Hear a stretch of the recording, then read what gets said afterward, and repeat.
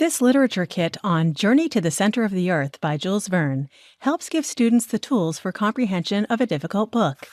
55 pages chocked full of a variety of scaffolding strategies incorporated in our Before You Read worksheets for each chapter section, along with vocabulary prompts to prepare your students for the reading with rubrics, teacher guide, and author biography. Dissect Axel's motivations behind keeping the hidden message a secret. Answer questions about the group's descent into the Earth. Define the word embark as it is viewed by the professor. Describe your process when making decisions and compare this to Axel. 4 additional extension activities follow. Supplement an existing unit with in-depth writing tasks, such as creating your own secret message to decipher. A word search puzzle and comprehension quiz ends the unit. The easy marking answer key works by lining up perfectly with the matching question pages. 3 color posters, which are graphic organizers, completes the resource. Design a custom water bottle label to reflect a character's traits.